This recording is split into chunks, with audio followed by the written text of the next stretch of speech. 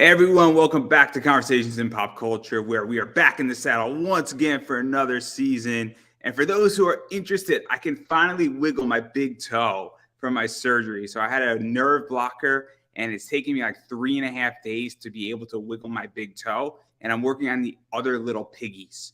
And yes, I am channeling my Uma Thurman, getting it done here. And after I'm done here, I may go kill a guy named Bill. I don't know. I haven't decided yet. But enough about that, because I have with me comic creator Pat Chan. So welcome back to the show. Hello. Thank you for having me. Yeah, no, I am always happy to have you on my show. It's always interesting. We always get into some fun stuff. I have something at the end that we're going to play that's going to be fun. And I'm going to put you into a weird position because you're going to have a difficult choice to make. Okay. But we're here to talk about your Kickstarter, Steamy. And for those who don't know, I think it's being launched next week. It's going Monday. It was originally supposed to go today because I started to print out of Canada and I got shipments coming from my previous book, Cheeky, early. But it ended up being a week less early than I pictured it. So I'm still shipping right now. In fact, I have a bunch of labels right here that you guys can't see because you can't dox my backers, you know. And then Monday, Steamy launches 10 a.m. Eastern time. It's going to be a collection of not safe for work stories that continues our adult line, Thirsty, Cheeky, Steamy. And these stories overlap and connect in emotional, funny, and exciting ways. Yeah, so let's get into that a little bit, because obviously I don't think they're a direct sequel to, Cheeky or Thirsty, but they're in that vein. I don't know. I mean, are they standalone, or do they all connect, or do they all just connect within each of the book? They're standalone, but some characters carry over. There are 3 characters who started in Thirsty, who you'll see again in Steamy, 2 who made a brief appearance in Cheeky, and so on. Yeah, and so it's very interesting because obviously somebody could just come in and say, "Hey, I don't know anything about this, but I'm looking for this genre." Yeah. And can pick up Steamy, say, "Hey, I don't really know much about this, and I just want to test it," and they're not going to get lost. And also, each of these stories, I think that you said there were 5. And so what is this like? Because it's really interesting to write 5 different stories. They're connected to each other, but they also all have their own identity. Because I think that's an art that's lost in storytelling in many ways. Yeah, we picture it as sort of like Crash, but with sex, where the arcs of the characters are all independent, but then they're all overlap in ways that you might not expect. Like, for example, in Thirsty, the first story was this girl who she has a car that has an app built into the system that her ex builds, and the app reads the phone history of its clients and sort of gives them sex therapy and suggestions for their sex lives based on their phone history search. And then throughout the book, the various stories all play out, and then the final story goes back to the car, and you see all the characters from previous stories get in the car and have their ride, and it all connects in that way. And then Cheeky, all the characters move toward this big booty contest, and they all meet there, and they compete, and they overlap there, even though their stories are all separate. So yeah, Amy and I have been creating them as solo stories, and then sort of later on envisioning how they tie together. Yeah, and then let's even go further into that too, because obviously, I mean, this is, I think, what is known as a graphic novel. It's not necessarily a comic where it's not a single issue, but it's, pretty substantial. And I don't know the average page length for each of these books, but even going into that, you're giving somebody a lot of content, but that doesn't mean later on you couldn't break it down as one shots or a single floppy issues and really kind of spin off. Or if one of these stories really just takes off and you get really positive feedback, obviously it could launch another series, it could launch its own continuum. And so what is this like? Because it's very cool what you're doing, where I know this is a single book. Cheeky did very well, over 100,000. And then on top of that, I mean, what is that like? Because it is something that obviously this is going to be a successful Kickstarter. You're going to do at least 30,000, if not more. I'm going to do a lot more than 30,000. Yeah. I'd be conservative. I always am conservative on numbers, just to throw it out there, because I would rather underestimate, over deliver, Yeah. than over deliver and Oh, for sure. underestimate. Yeah. If 30,000 is conservative for this campaign, I'd say that's far right. But this is gonna be is a lot more than that, because this is it's the finale in the same line. It's thirsty, cheeky, and steamy. And it is going to see a lot of people who want to get the whole series. Some people just trying out Steamy. We have covers by some great artists like Jen St. Ange, Stepan Sejic, lyrics. It's gonna be awesome. And to answer the question about how the different stories can go, we will eventually do single issues. I'm already talking to a publisher, and we have a deal to break it down eventually and re-release it in single issue form. I just really want to make sure that we focus on the graphic novels first and make those as great as they can be. So the people who get those have the best experience possible, and then later on we'll figure out how to break it down for the direct market. And for spin-offs that you mentioned, we already have one in mind. We're going to spin off a character from Thirsty who has appeared in Cheeky and Steamy as well. Her name is Pen. She is an OnlyFans model, so we're going to have a book called Only Friends with Pen that's going to be out in single issues, and it's going to be a sort of sexy rom-com that, like Thirsty, Cheeky, and Steamy, our goal has always been with these books to not only tell adult stories, but to make them character-based. You see this in books like Smut Peddler, in Sunstone, in Sugar from Top Cow. These books that focus on character first and treat stories about sex and love the same way that the industry treats stories about horror, drama, all these genres that are so accepted. Yeah, we let's wanted to actually bring that talk same about this. character focus to this genre. Let's actually talk about this, because this is really interesting, because obviously Steven Stepchick, I think is his name, was Sunstone. Yeah. And I know he did a cover, which I'm going to show in a second here. One of the things that's lacking, I feel, in comics is having, talking about sex, having a good time with it, telling a good story. The last good story I read was Betty's Boop. And I think Boom put that out. And that was a fun, thing about a woman who basically comes to find out the best day that basically she gets, her breast removed due to breast cancer is the best day of her life.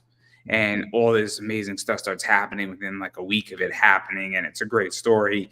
And it's got, obviously some fun, tones to it. And she meets a bunch of accepting people. We're all different. Great, great, great story. The point is that I don't see a lot of that, and it's missing in the market.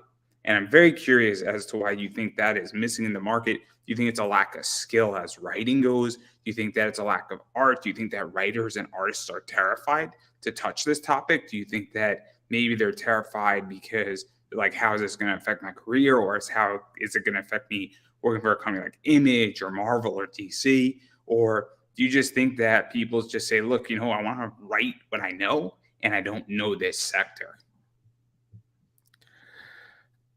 There's a lot of options there. Getting some multiple choice action. I'm curious because I don't know the answer to this, because I have my own thoughts on it. Yeah. But at the same time, I'm also not in this space.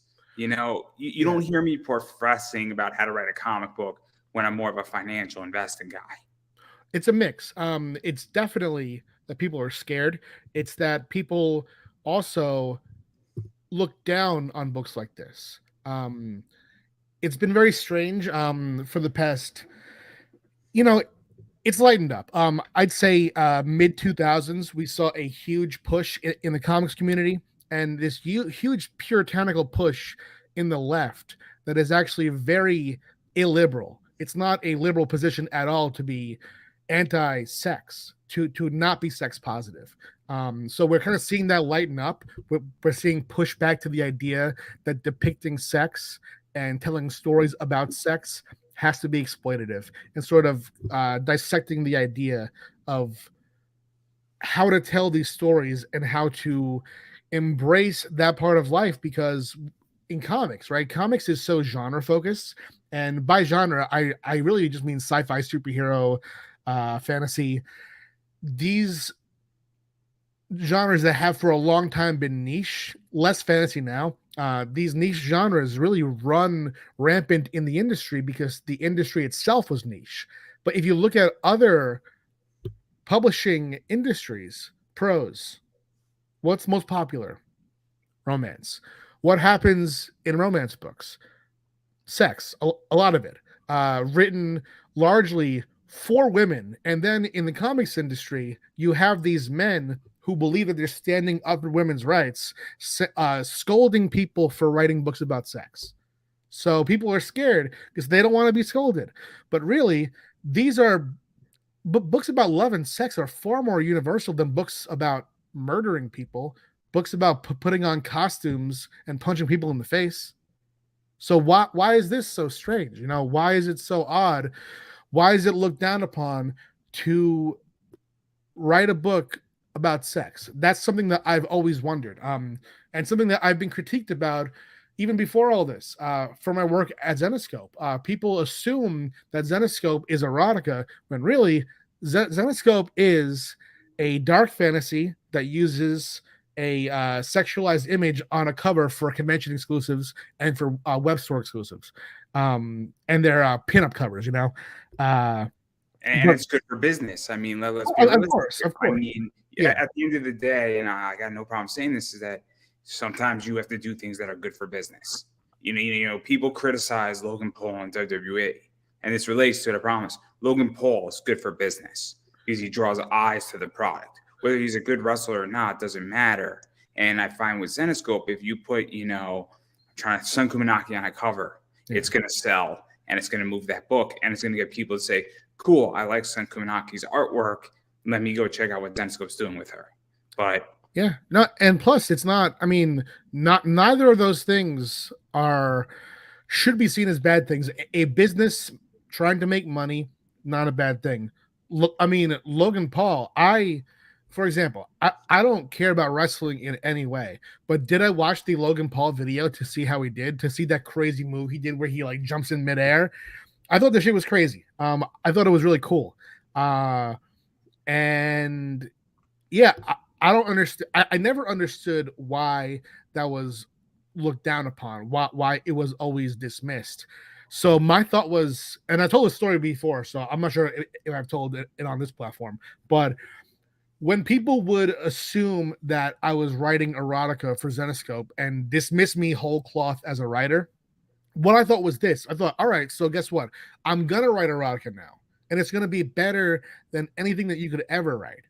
And that was Thirsty that I did with Amy, Cheeky, and now Steamy. And I mean, I'm good to keep doing this. I enjoy stories about love and sex. I think that these are far more human elements than a lot of the tropes that we really dig into in comics.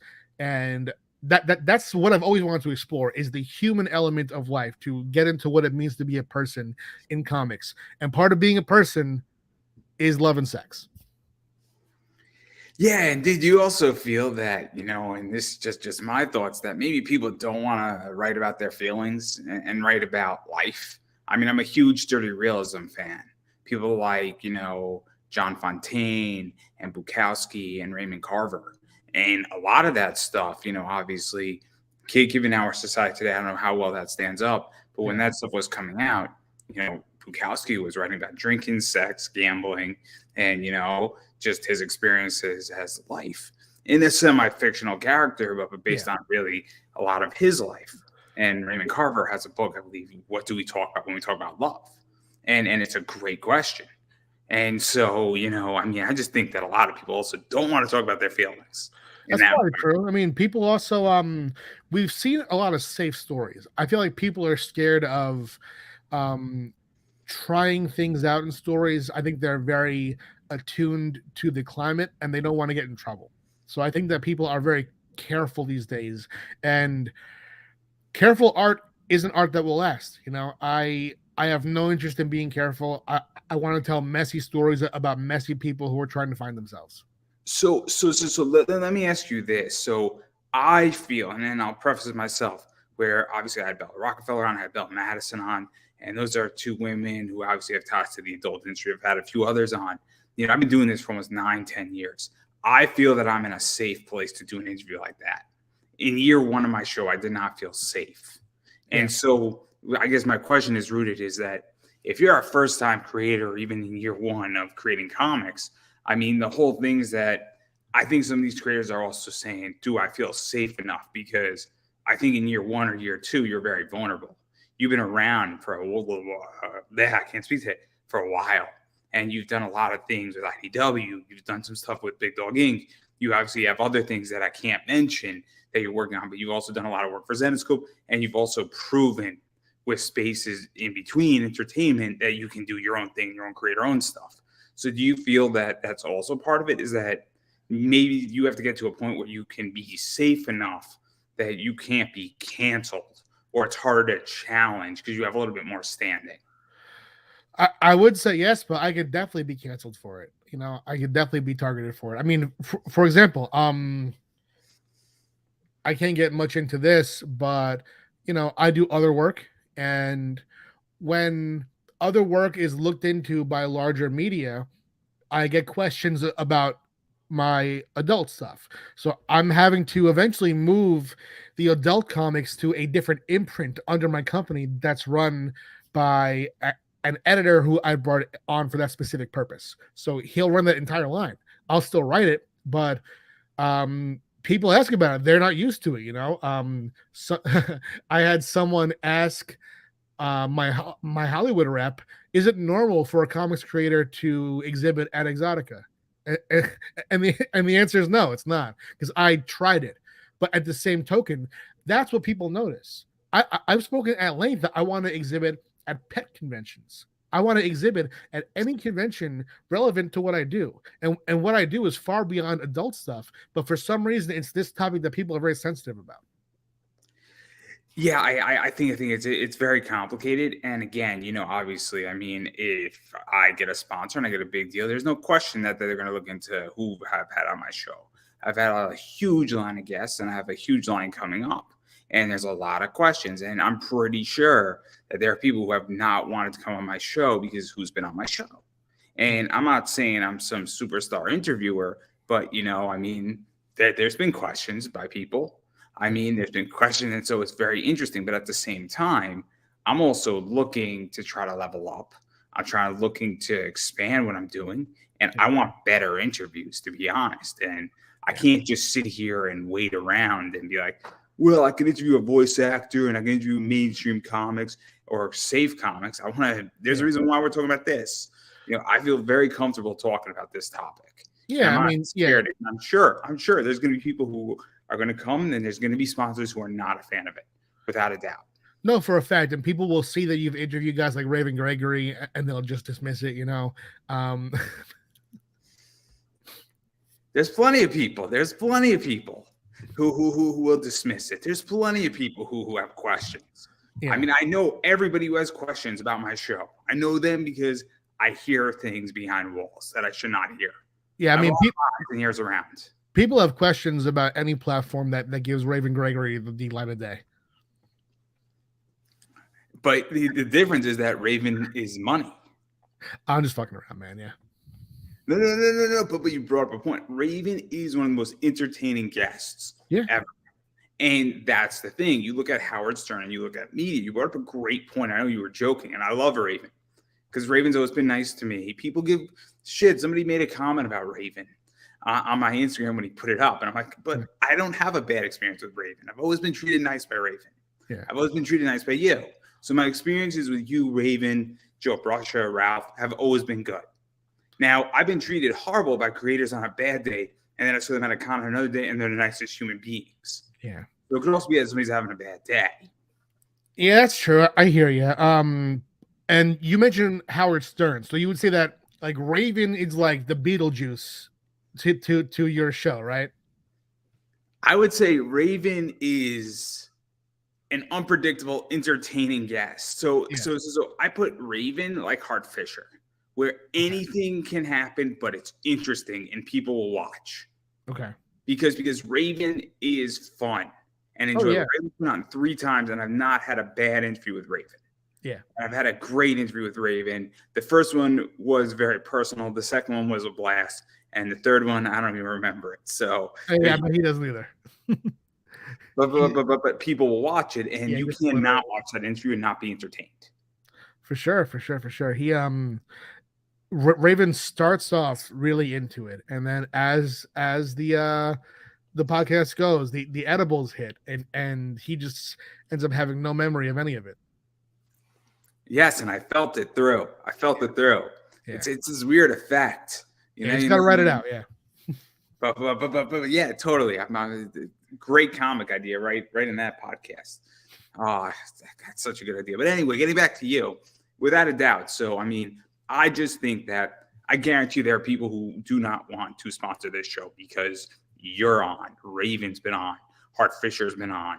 Bella Madison, Bella Rockefeller, a bunch of people. And here's what I say to all that. I don't care. Because at the end of the day, I want to be here forever.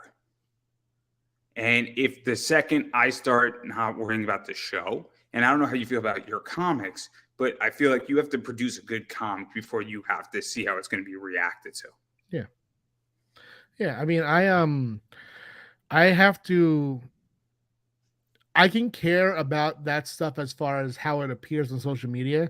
I'm fine to clean up my social media because that's not my work. My work is my art is my writing, and I'll never clean up my writing. I will never change what I write about. I will never stop writing exactly what I want to be writing when I'm writing it, no matter what kind of offers I'm given.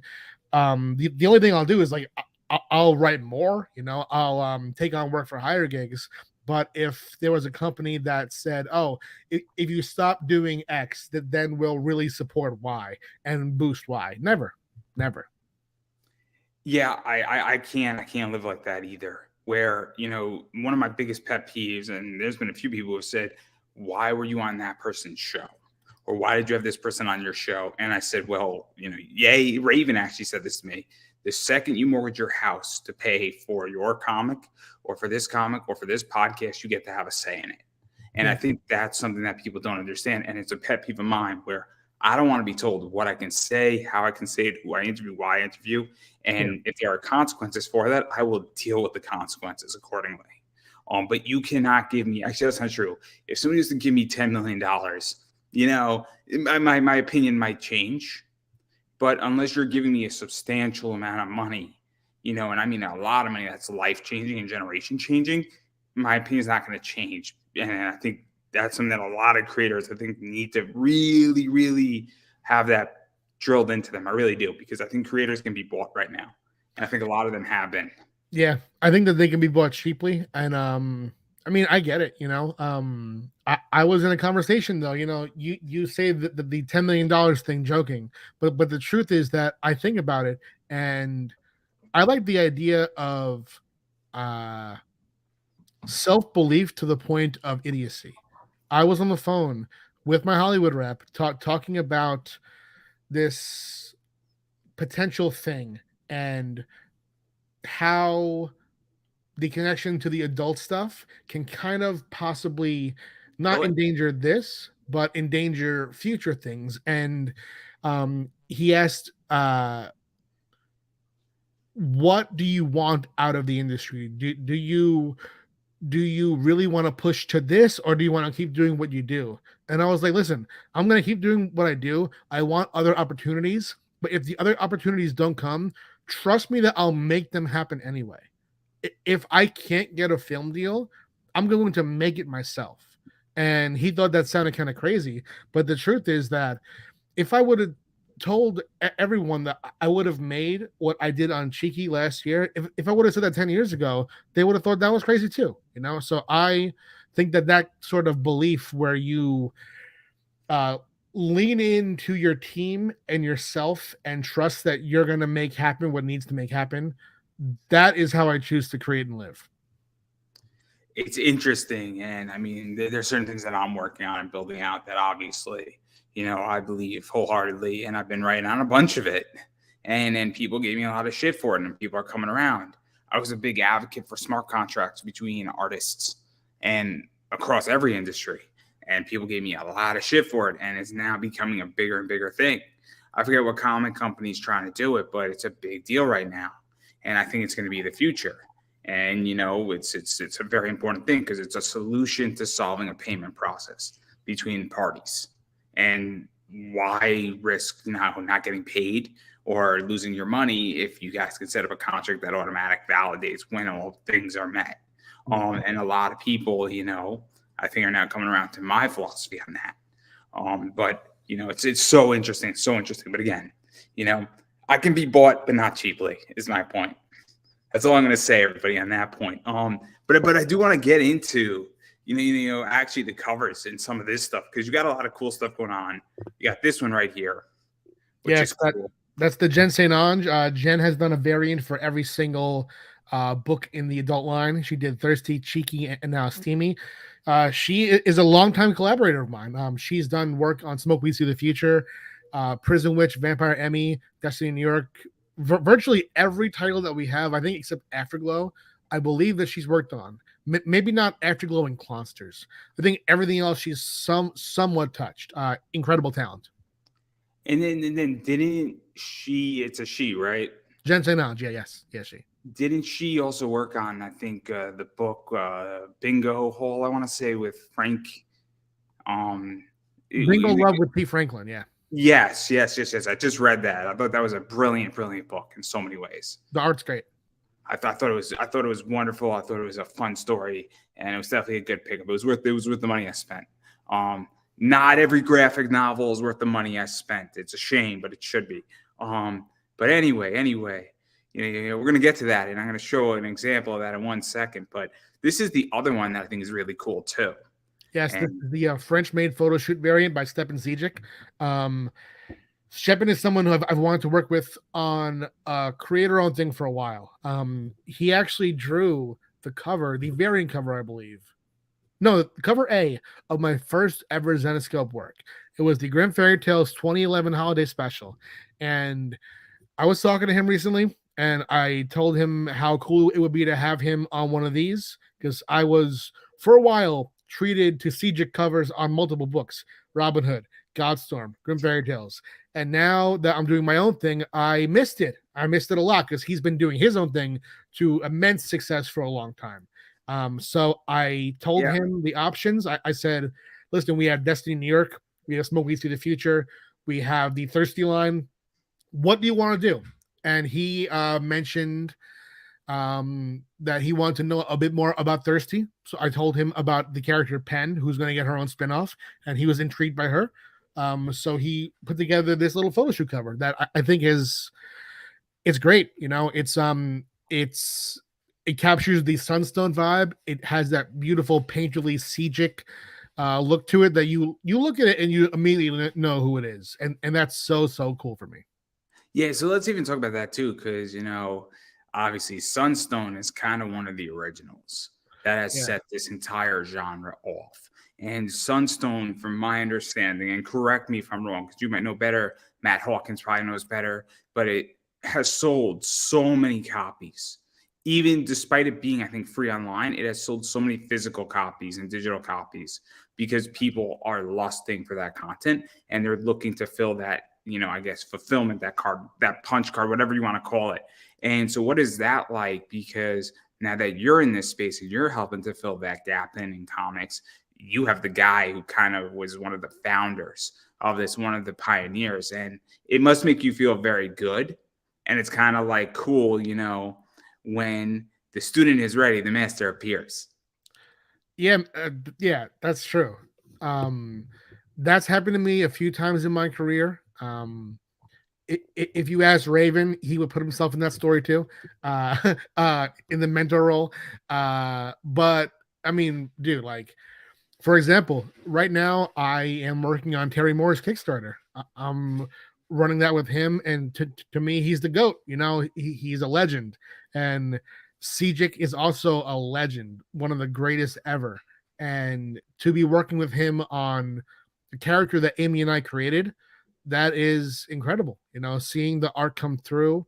It was one of those things where he agreed to it, and then in my head I was like, all right, I'll believe it's happening when I see the cover. I'm gonna check in here and there, but I was thinking, like, no harm, no foul if he can't do it, because he's also his creator-owned stuff is successful to the point where he never has to do work for hire.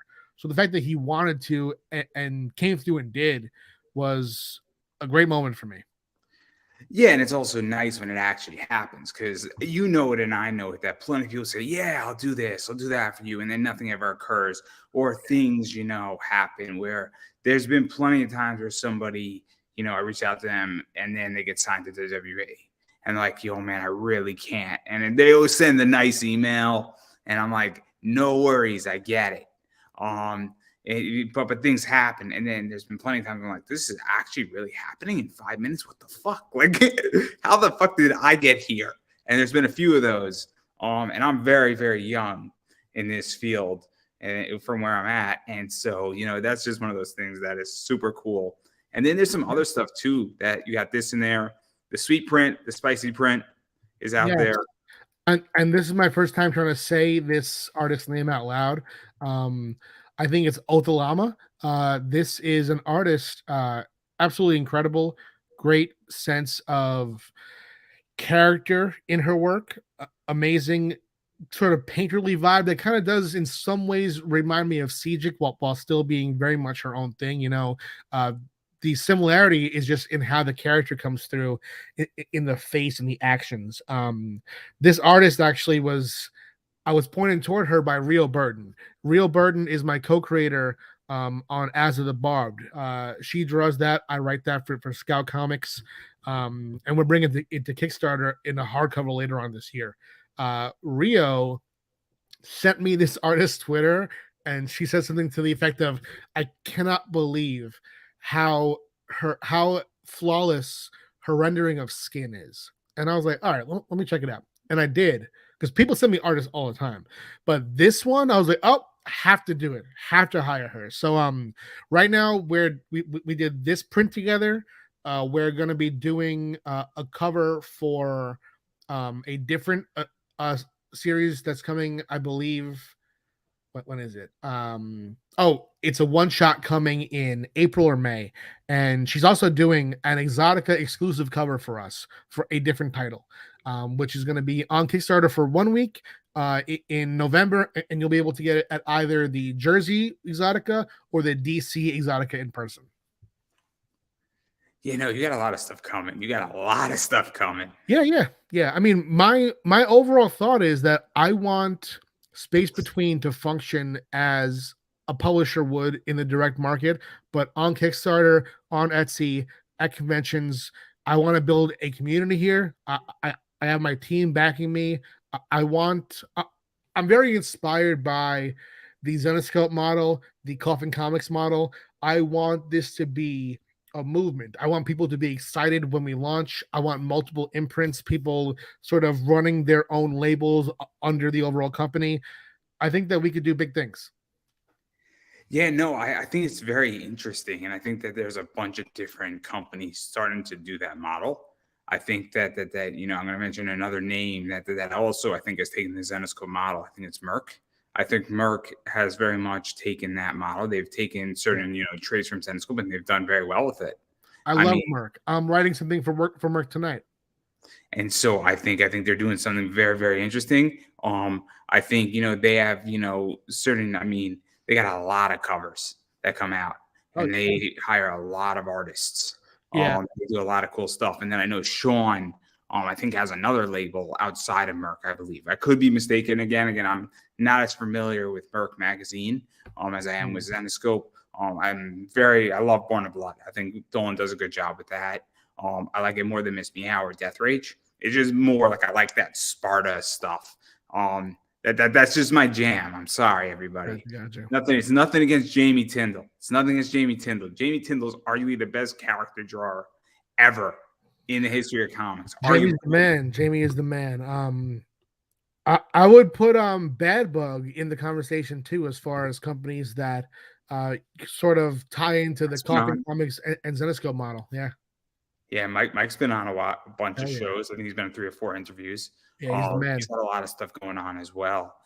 Very interesting in what they do as well. So and who they even hire. I mean, just even looking at that. I mean, if you're looking for artists and even just artist types, I mean, those 4 companies really do a great job at that. But yeah, so that's everything. I mean, you just mentioned even just being at weird cons too. And you mentioned earlier before, if you're doing a pet book, it does make sense to be at a pet book and That's con. what I'm saying. Yeah. Matt Knowles does this, I think, very well. He's coming on tomorrow night, where I think he does like music festivals and other stuff. And I think he has, his book is related to heavy metal. And I think it's smart because at this stage, you want to be where your customers are at. And I think people have forgotten what marketing is. So quickly before I go into, go any further, there's cold, there's warm, and then there's red hot. If you have an exotic book and it's not safe for work, going to Exotica is very hot as far as your audience. If you bring that book to a traditional Comic-Con, you might be warm. And if you bring that to a anti-porn convention, you're going to be dead cold. Anti-porn convention, yeah, that wouldn't work out. I just want everybody to be on the same page. So no, it's true. I mean, I've noticed. I mean, of course, at Exotica, that's where a book like Thirsty sells because of this.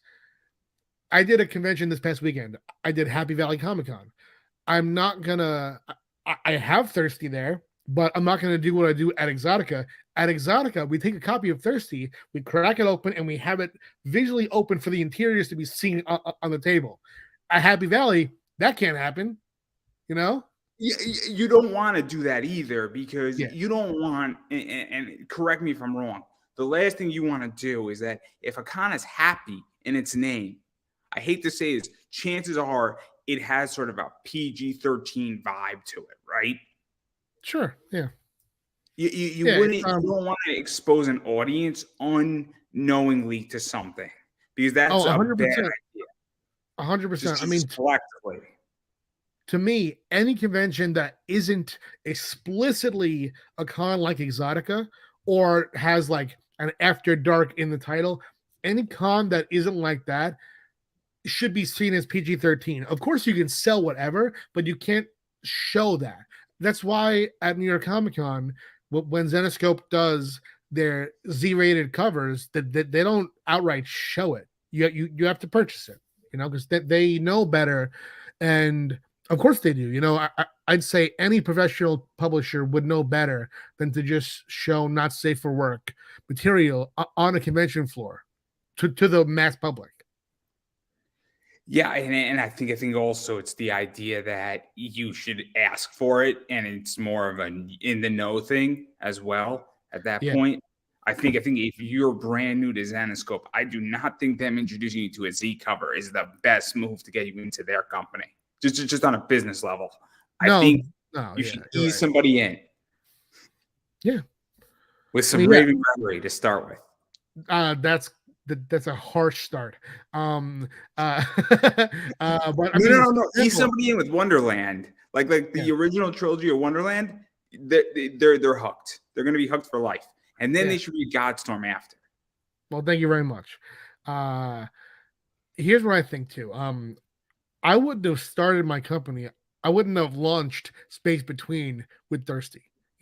I launched with Destiny New York because people could see how I write characters. And I mean, the same exact reason we wouldn't have launched with Clonsters or Spooky Girls. Those are books that are geared toward a specific audience, whereas we have books that are for more the general teen and up / adult audience, like Destiny New York, Prison Witch. That's more of a general launch. I think that launching specifically with either just for kids or just for adults kind of sets the tone for who you're going to be. When I want my company to be everything, Yeah, this is something that I'm figuring out. And eventually I'm going to write a comic. I got enough on my plate, as obviously I sort of mentioned. I'm recovering from a surgery, so the next 5 weeks for me is focusing on that. And then eventually I'm going to figure out what I want to do, even if I want to be in this space, to be honest, because there's a lot of questions going on. And I have a pretty good life right now. And do I really have the itch to write comics at the moment? And that, because comics are always going to be there. But anyway, that's something that obviously I struggle with. And then when I launched the entire show almost 9 years ago, I said, what do I want to be? And I said, I want to be a pop culture show. I don't want to be a comic show. Okay. And I think it's one of the best decisions I've ever made because it gives me a lot of flexibility on who I can have on. And also, no offense, when I get sick of comic people, I go to voice actors, I go to wrestlers, I go to cosplayers, and it makes me a better interviewer because I'm dealing with not one sector. And I hate to say this, but sometimes a comic person moves the needle, and sometimes a voice actor moves the needle. Of course, yeah. They help each other out tremendously. And I would imagine that Cheeky, Thirsty, and Steamy sometimes move the needle, and Destiny New York moves the needle, or they move needles for different groups. Correct. And for me, it's all about figuring out how to, do what works and market toward what works while also still doing the exact book that I want to be doing. For example, I would love to do more Clonsters. I would love to do more Spooky Girls. And now books like Thirsty, Cheeky, and Steamy, even though they're so different, obviously, the fact that they overfund is going to enable us to do more books that are not going to perform well on Kickstarter, but might perform well at a convention. You're mentioning something so interesting because this goes back to the Logan Paul thing. Sometimes you have to do what's best for business. Like, I'll be very honest, I sell Zenescope books. I know that I could get a 3 to 4x on a Zenescope book, but if I sell a Zenescope book and I sell it and I bought for 20, sell for 80, I can then go buy a retail package of somebody on Kickstarter, and I can maybe only make, if I bought a base price at $350, I could sell those books for $10, make $2 on that. But now I supported somebody on that because the Zenescope purchase covered my ability to do X. 100%. I helped, and that's what I think people don't understand, is that sometimes I have to do what's best for business. And it sounds weird, but if you do 150,000 on Steamy, all of a sudden you might be able to take 20,000 of that and throw it at something else, and then now you can lower that goal. And if you only do 8 to maybe 15,000, you're still covered, knowing that then you can bring it to cons and get break even or do better than break even. Absolutely. Yeah. And it's sort of just also understanding how certain things work on platforms. Like, I've spoken before too about how if I want to do everything, like I said, and I want to do all ages, young adult, general audiences, adults only. I have ideas for all types of stories. Now, just because all ages books don't work well on Kickstarter, that shouldn't mean that I don't do them, because they work well at conventions. So I have to kind of lean into the books that do well on Kickstarter first to get the capital to produce the other books. And then later on in the future, long term, I can make the money back when I actually do produce the all ages content. Yeah, I think I think one of the biggest falls on indie comics in particular is the lack of business sense.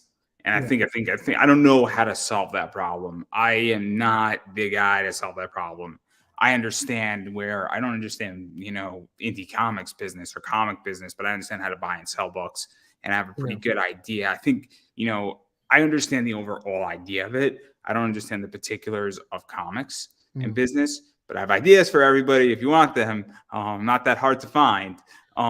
But I think you're really figuring out what to do and how to create a product that people want to buy, and also providing options, because not everybody wants to read a romance not safe for work book, and not everybody wants to buy that. I mean, if you have a 5-year-old in your house, maybe you don't have a problem with it, but maybe you don't want that book hanging out in your house so quickly. Yeah, throw it in the poly bag. Yeah. What I've noticed this, because I kind of pull in my Destiny New York audience by offering a free Destiny New York trading card with every campaign, and you have to get the campaign to do it. But I've started to just also create a tier where you can get just the card, because people were asking, because they don't want everything. Some do. Some want everything that I write. Some are going to want everything that any creator that they love writes. But sometimes we'll hit a genre or a topic that people aren't going to be interested in. So I want to be able to facilitate still them getting everything that they want from me, while also stretching the bounds of what I do. Let's actually talk about what you just mentioned, the trading card, because trading cards are bigger than ever. Oh yeah. There's more money in it than there's ever been. There's an article that came out yesterday for International Pokemon Day. I don't know if you saw the article. It's related to the New York Giants. A ex player on the Giants has created a $5 million plus business by buying and selling Pokemon cards. Oh, I bet. And so what he does is that he opens up like 1,000 packs a day of Pokemon cards and sells them, which is ludicrous. I mean, Says I open a lot too. Yeah, I get it. I totally get it. It's fun. and It's fun. he buys and sells them. And Yeah. so he's brought in a lot of money on it. And obviously, I know you're a Pokemon fan. I'm a Pokemon fan. It's not that hard to know why, but I love Pokemon. It's great. So the whole thing is that, there are people though who really like trading cards. And there are people who say, look, I don't give a damn about the book, but I really like what you've done with these trading cards. I collect them. I have a few myself. I might not be able to show some of them. I think I'm gonna purposely. Yeah, I could show these. These are fine. The one from Exoticon, I do not want to show. I don't think it's a good idea. You know the one. You know the one. Yeah. Of course. But there are people who really like that. So what is that like? Because you're targeting like a sub niche of a sub niche now. Well, it could be, but it also could be a lot broader than comics, because while trading cards do well, comics is struggling, So I want right now, obviously, the people who are getting the Destiny New York promo cards are fans of the series. My goal is to create Destiny New York trading card game as something new, as something that people can go to without knowing the comic yet, that has been a plan of mine for a long time. Working on the trading card game with a team, and we're going to be launching decks later on this year, and it's going to be a trading card game that really leans into competitive gameplay, storytelling, so that if you get the graphic novels, great experience, very whole experience. If you don't, every bit is whole. Just you see a bit more of the characters if you read the books, of course. But so let's go into this. And I got you a backer with Destiny New York where he wanted Prison Witch. Because one of the things that's interesting, and I'm not going to say who it is, but he actually backed the trading card because it was the lowest tier, and he didn't want Destiny New York, but he wanted Prison Witch, and so he added all three on as an add-on. Yeah. And so that's the other thing too, is that somebody might say, look, I know you have a big add-on thing. And I know a lot of people are doing that now too. And I think that's also interesting. I know that's not your intention. That's just a byproduct of it. Right. But, sometimes, somebody says, look, I have everything you're offering on this, but I know that I'm missing certain things in my backlog. And so they just want an early entry point into it for $6 or $8, and then they're going to add on whatever they want to get into the backlog. And that's something that people I know do as well.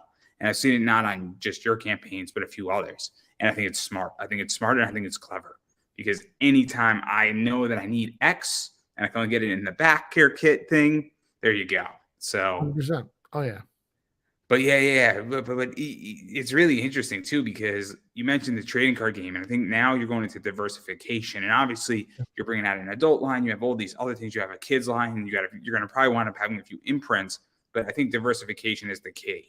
I mean, I am a diversified investor where I'm into equity and stocks. I'm into bonds. I'm into crypto. I'm into some other stuff as well. And obviously I'm into collectibles. I have baseball cards, Pokemon cards, you name it, Pop Funkos, all sorts of cool stuff. Yu-Gi-Oh cards that I sell on eBay, and I diversify my merch. Big Dog Inc., Merc Magazine, Zenoscope, some, key classics, stuff like that. And so what is this like for you and your company to provide diversity? Because I think you mentioned something that trading cards are doing really, really well, and comics are having a hard time. And I hate to foreshadow something or even say something that might be taken out of context, but there could get to a point where the trading card game trumps certain comics on Kickstarter that you do. Not because that's what I want. Yeah, I mean, I want every project to go to the highest extent that it can.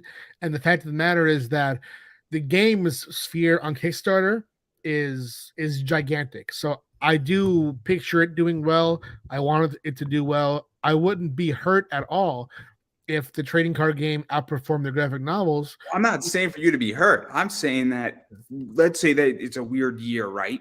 And that's the thing that keeps the company alive and keeps it growing. Yeah. That's a good thing, because Of course, that means that you have another thing that's working correctly and you have a component, because I have purposely built out components in what I do for myself and how I invest, that when one thing is failing, another thing's working, but we're continuously moving forward.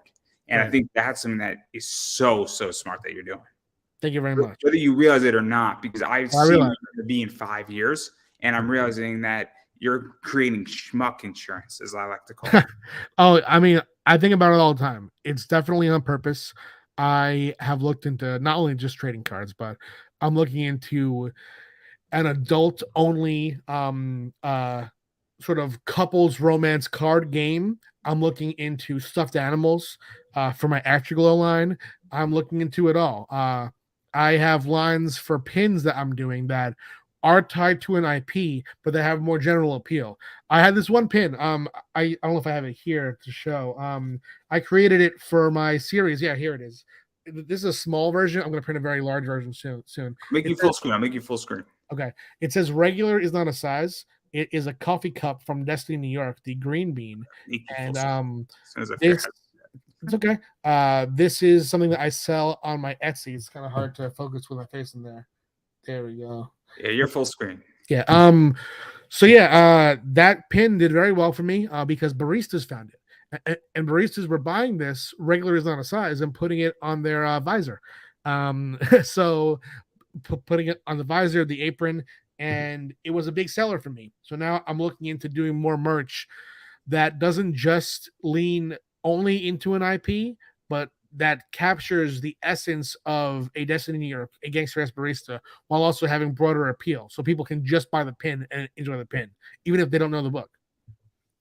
Yeah, no, it's something that obviously, and I don't do a good job with it, but I have a T-shirt that's a funny T-shirt, and I need to market it more. But the whole point of it is that it has somewhat interesting anime appeal. Yeah. I'm making fun of Taco Bell, Gundam, and the most interesting man in the world, and Amuro Ray, and a bunch of fun stuff. The joke is that the good guys in Char's counterattack are Londo Bell. So I have Amuro Ray eating a taco, saying, "I don't always eat tacos, but when I do, I eat at Londo Bell." Because instead of Taco Bell, it's Londo Bell, guys. Funny shirt. It's clever. But I need to market it more. But the idea is that it was supposed to be that you see it and you get the joke immediately, which I think is you sort of do because it rhymes and it looks that way. But anyway, I think that's smart. I think because at the end of the day, while this comics are fun, you do need to make money. And I hate to sound mean about it, but a lot of people in comics don't make money. Maybe not. Maybe not. It's complicated. There's so many broke creators. I'm sorry. I don't want them to be broke. I want you guys to all be successful. Yeah. And I want you to break even. I want everybody to break even to start. And I want then people to get beyond breaking even. And not everybody can quit their day job doing this, but I don't want people to lose like $1,000 and have to take it out of their, retirement or not have a retirement or things like that. I want people to be successful. I do. Yeah. I want everyone to do as well as they possibly can. And that's part of the reason why I, one, give free advice online all the time. I always give free Kickstarter advice as well as work for hire advice. And it's also why I run a business. I wouldn't run any business that I wasn't interested in being part of. I've gotten a lot of offers to take part in certain business plans in comics that I wasn't really a fan of, but I have my own business called What's Wrong with Your Kickstarter, where I will assess your Kickstarter or even build it for you because I want everyone to do well. And right now, the clients that I've had so far have done amazingly well, and I hope to see that continue. And I know it will. Yeah, I'm working on my own business, and it's called Let's Get You Rich. But no. The point of the business is that I teach asset allocation and perpetuity building machines. So I focus on basically finding people assets and building them small businesses that basically are automated and run themselves that produce you a distribution every single month, year, quarterly, or however you want to set it up. And then I tell you where to put that so that it pays you monthly. Gotcha. Yeah, that's good. It's brilliant. It's brilliant. And I did it with stocks. I just today did it with bonds. It's working with crypto in my portfolio. And I'm working on that side with real estate this year, which is crazy. So if you have and you want that, I can definitely help you out, and I'm not that expensive because again, it's going to take me about 2 hours to explain it to you. And if you want me to build you a plan, everybody, I could do that too. But anyway, whether you follow the plan or not, that's up to you guys, which is, I would imagine, your entire thing with your business is that you could give people advice, you could build it for them, but if they don't follow the plan, there's only so much you can do, right, Pat? I put that warning in my agreement because the fact of the matter is, especially because it's a creative thing, I'm going to give you my advice. And if you don't want it, you don't even have to tell me I'm not taking this. Just hear me out. I'm going to tell you what I perceive is your best move in any given circumstance on Kickstarter or on any platform. If you're on Zoop, if you're on Crowdfunder, if you're on Indiegogo, respect to all those platforms. My number one advice is go on Kickstarter instead, but I am always going to just give you my take. And if you don't take it, I've still done what I'm here to do, and that's give you my feedback. No, I think it's needed, and I think it can be massively beneficial. And I also think that I'll just say this, and I'm not being paid to say it.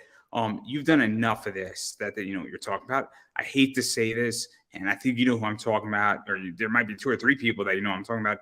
There's a lot of predatory people in this sector who have no fucking idea what they're talking about. I think you would agree with me on that on Kickstarter help. I think that anyone who launches a Kickstarter knows that when you launch, you will be inundated with messages of people asking you if they can be paid to market for you. And those ones, the spammers, get out of here, dude. Never go for that. Go for fellow creators. I wouldn't even go for people who are professional marketers, because if their follower count isn't up and what they do is marketing, what does that say about their marketing skills? I think that going with proven fellow creators is the way to go. I would there's one that everybody knows. There's one that everybody knows that's a little sketchy, but we don't have to mention names. I mean, honestly, I can't even think of it right now. But I was just going to say, on a positive note, that there are people out there, like, for example, Charlie Stickney right now. Charlie Stickney, you can learn more from just reading his Kickstarter campaign than you can learn from any of these third-party, not really doing their own Kickstarter platform people. Just read what the successful creators do, and if you want more, come to someone like me. Come to someone who is also on the platform and is offering these kind of services. And also, if you ask somebody a very basic question, such as Indiegogo or Kickstarter, and even you just throw it out as a poll, and when you go to 10 creators and ask them what they think, you're going to get some good feedback on that. And I'm sure that, if you're around in the groups and, when I ask, and I don't know what I'm going to do, but I know enough creators that I'm going to poll a bunch of people saying, hey, what do you think I should do? And also going to say, hey, what do you think my goal should be? And I'm going to be asking, I'm hoping that I'm going to get, a bunch of feedback, and that's going to give me some ideas. And so there's no such thing as a stupid question if it's a basic question. Yeah. And then I'm more likely people will want to help you if you're not an asshole, is all I'm going to say. Hopefully. It pays not to be an asshole. It really does. Yeah. But I do want to also show this. We did mention the card. I think this is out there. Yes, that is our Destiny New York trading card game promo card for Steamy. This time there's no alternate art. We're going to show some fun things in the stretch goals. That one is just guaranteed to everyone who does a physical pledge to Steamy. You will get the card for free. If you are a Destiny New York trading card game collector and you just want the card, you can also just get the card. Yeah, and then you got a bunch of other stuff. Obviously, I think your Dreams campaign is done, which featured a bunch of cool stuff, and it was reshooting out, I think, something of Destiny New York in color. I think it shot out. What else did it shoot out? Wow, I think it shot out Afterglow, I want to say. Yes, it had short stories from the worlds of Destiny New York, Smoke Leads to the Future, and Afterglow. And now every year I'm going to start the year with an annual issue that takes a space between property and does a short full color story in that world. And so you did very well, because I think that was your first single issue, which first single issue ever. Yeah, it's very nerve-wracking, I would imagine. Yeah, first single issue on Kickstarter that I've ever done. Uh, I can't wait. I'm sending it to print. It was the files were sent last week, paying for it today. Those ship pretty quick. I cannot wait for it. I'm so excited.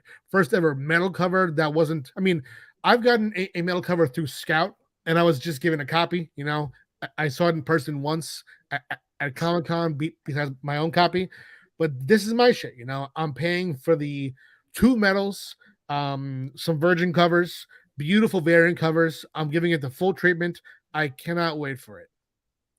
Yeah, and I don't know. I know you don't like to dox your backers here, I can't. but I know you can't dox your backers here. But there was a horrible backer who took that last early bird Ivan Tao special, and I think that backer should be absolutely doxed. Well, thank you very much. No, I was happy to. I appreciate it. Obviously, you knew where I was going with this. Hopefully, yeah. But yeah, so which is very cool, and you got a lot of cool people coming out, and then obviously you got a lot of stuff coming out. Obviously, I think the Destiny New York Volume 6 thing is on track. Oh yeah, September, October, I think, or is it November? I forget which. It's supposed to ship, I think, maybe in August or September, but I always hope before. Now that we moved to Canada, I always hope to go early. Because the earlier we can go, the sooner that we can launch. Yeah, because it's just something that's out there. And then obviously, I mean, you're going to be doing Volume 7 and then so on and so forth. And a lot of cool stuff with that. And then obviously, you got a bunch of other stuff going out and you do a lot of projects back to back. So there's always something going on with you. Yeah. And now that two things. Now that I'm shipping out of Canada instead of, I should clarify for backers. I'm not shipping out of Canada. I'm printing out of Canada, and they're shipping the books to me, and I'm shipping from here, which is, I cannot tell you how much quicker we receive Cheeky than Thirsty. So let's back up 1 second, sure. Because I think there's a piece missing, and correct me if I'm wrong. I think you were printing overseas, right, before. Correct. I was printing in Taiwan, yes. And the reason why I bring this up is that for those who don't know, I'll explain shipping because I actually found this out. It's so interesting. It's like one of the most fascinating. I wound up watching like a 9-hour documentary on it. There were big container component issues, and there were issues where they couldn't find boats. It wasn't even so much printing; it was finding containers and boats. Because there was trade issues where when you ship a container over to the U.S., typically a container would be filled and shipped back. But if they don't have anything to put into that container, they're not going to send that container back so quickly until it's filled up. And this is the whole issue with shipping. And so that's what was going on. And then now all of a sudden, all these containers come in and there's a lack of boats. 100%. Thirsty was notably stuck at port for 2 months. Long time. Whereas Cheeky itself, the entire printing process took less than 2 months. You can't beat that, So with me now printing out of Canada, and I'm printing single issues in Florida, so that means that my shipping is going to be that much quicker. Prison Witch is already off to print. That should be on the way to me in the next maybe month and a half, depending on how long that takes there in Canada. And Cerulean Dreams, I believe it takes 3 to 4 weeks to print a single issue here. So it's all going to be much quicker. I'm doing more single issues too. So this year is a game changer. In the past, I used to commission 10 pages because that's all I could pay for, fund the graphic novel, and then produce it and then ship it, which is why my delivery dates have been a year off from the launch date, and that doesn't have to be anymore. Now things are changing. No, it's very interesting. And obviously it's going to be fascinating. And when I do my thing, I don't know where I'm going to do it, who I'm going to do it with, but my idea is coming soon. And people are going to love me or they're going to hate me when I do it. And they're going to hate me and love me for all the wrong and right reasons. So I look forward to that. Hopefully I will get more hate than my last Kickstarter. I will take great pride in that. I cannot wait. I cannot wait for the stress. Well, I hope you get some love too. I think people will appreciate it. I think people will appreciate it, and I'm actually putting a lot of thought into it. It's some of my best work that I've done in a while. Awesome. It's just a matter of when I want to do it, because when I want to put it all together and get stuff really done with it, because obviously I'm dealing with a real problem in my life at the moment. But anyway, I digress. And then the final thing I want to mention before we get to the fun thing that I want to do with you, because you have a game with Zenoscope and I want to compete. I want to compete and I want to win. And then my game is going to be fun. Because you're going to be thoroughly impressed and happy with this game, but it's going to make you make hard decisions that may or may not alter your life. Let's do it. But you do have an autograph card now instead of the book. No, don't show it. Don't show it. Don't show it. I don't have that. I don't have that. Okay. That's not the game changer. Okay. I have other things to show. Okay, that's the one thing. That's the only thing from the campaign that I should have told you. The autograph card we can't show yet, but the rest we can. So you have that, and that's really, really interesting. Because there's a collector's element to it. Yeah. It's kind of cooler. No offense. Its book plates are kind of lame, I feel, at this point. Bro, I hate making book plates. I hate it. I'm sorry to like attack your nice campaign here, but a book plate's like, it's a book plate. Autograph card. It's like, that's what I think too. Yeah. But yeah, so you got that going on. And then obviously, if you want something, there's a whole backlog of everything from, Space. Yes. So if you want something and, you didn't get it and you want like volume 3 of Destiny New York, you could probably add it on in this campaign. 100%. Yeah, everything that you could possibly get from a previous Kickstarter is here. If there's a merch item, it's not listed as an add-on, but you can just reach out to me, Yeah, and then obviously, sometimes these things sell out and you're out of luck. But for the most part, if you want like 1 through 5 of Destiny New York, that's pretty obtainable on this campaign, along with if you're just saying, hey, look, I know nothing about it. I read this, I picked it up, a Sword and Black Mask. And boy, I just want everything digital. You got that too. So that's very cool too, because sometimes people say, look, I don't have room for this shit. But I digress. But I do want to play the game. I want to play my game with you. It's going to be a fun game. Do it. You're going to have 3 tough choices to make. I'll make them all. You're going to have to make them. And you're going to have to make sacrifices here. I hope you're ready for it. Are you prepared? I am. So we're playing Buy, Sell, Burn. Item 1. You can see item 1, right? Sure can. That's Nessa from Vivid Voltage. Yes, 9.5 CGC graded card. Okay. Great. We have this right here. Okay. Who the writer is. It's complicated. I bought this on January 10th, a very important day. Arguably the most important day for one of us in the room here. Okay. And then we got item 3, which did not arrive yet, but I have a picture of it. Okay. Oh, wow. Is that an Alexis Texas trading card? It's number 28, and it's a tobacco trading card. Okay.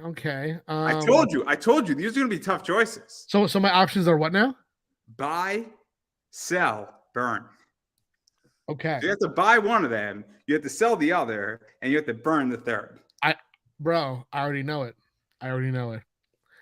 So the gangster as barista, I'm going to sell that because I already do.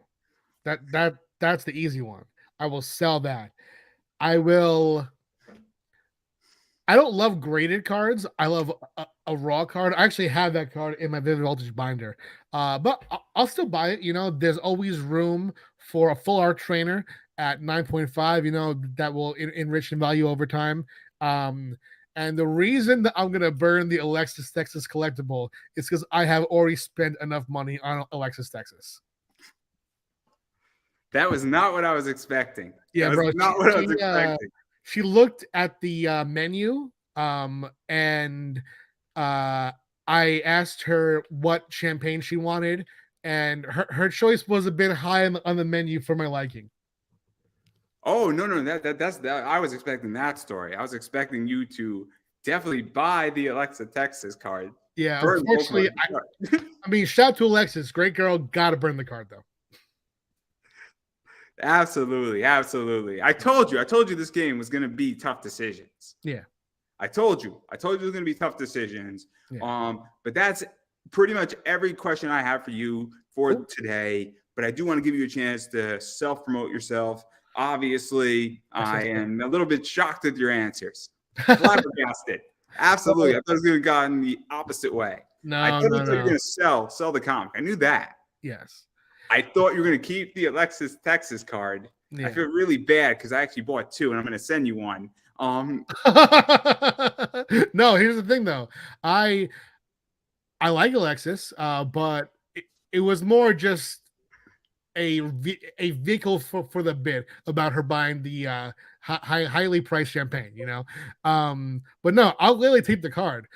There wasn't an option to get 2 of them, you know. So like, if I could, I would have gotten the Nessa and the Alexis. But when it comes down to it would have defeated the game, man. It would have defeated the game. I mean, I couldn't do, marry. That's what I'm saying, bro. But yeah, as far as my promos, I have Steamy goes live on Kickstarter Monday, March 6th, 10 a.m. Eastern. Right now, it is up for pre-launch. The pre-launch link is tinyurl.com/steamycomic. Covers by Stepan Sejic, Jen St. Ange, Romina Morinelli, and what is not on the Kickstarter yet, not revealed, is our stretch goal add-on, which is by Lyrics. When we hit our stretch goals, we will add on an add-on only Lyrics cover, which is going to be great. Our first Lyrics from Cheeky, did beautifully. Beautiful cover too. I actually have it downstairs.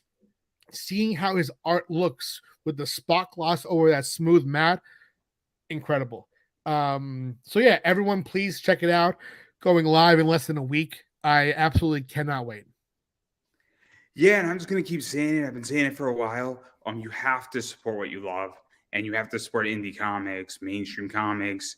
I don't know any other categorization of comics, but if you like what you see in comics, if it's on Kickstarter, you need to back the Kickstarter. Whether you're backing it at $6 just for a trading card, or you're backing a $500 goal, or somewhere in between, obviously you do need to back those campaigns because this is how things get funded.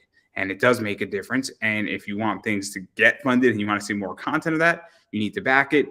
And if you want to see it get made faster, well, you need to back it. It is a game changer, and that is very important. Furthermore, you need to share.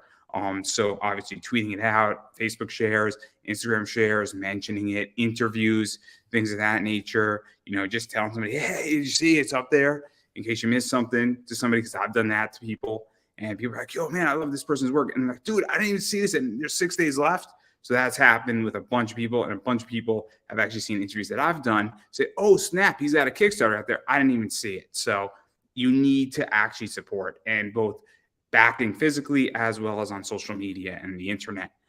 So please go do that. It makes a big difference. Also, you should follow people on social media because that also helps as well, if I didn't already mention that. As far as I'm concerned, everything that I got going on, obviously Pop Anime Comics on Twitter, Instagram, Facebook. Check that out. Pop Anime Comics Collectibles on eBay. I got some really cool stuff coming in June that I cannot talk about, but I am getting my first trading card exclusive for my eBay store. Super cool. Super cool. There's only 25 of them in the world, and it's mine. So if you want to buy it, it's going to be awesome. It's going to be awesome. And it's done by a really cool artist. So very cool in that regard, as well as I do have my ad rates up there. So if you would like to advertise on this show, you can definitely check that out.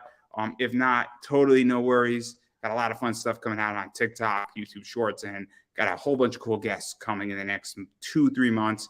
So yeah, that's everything I got. And be on the lookout for what I got going on in comics maybe later this year, because I think people are going to be very, very upset with me.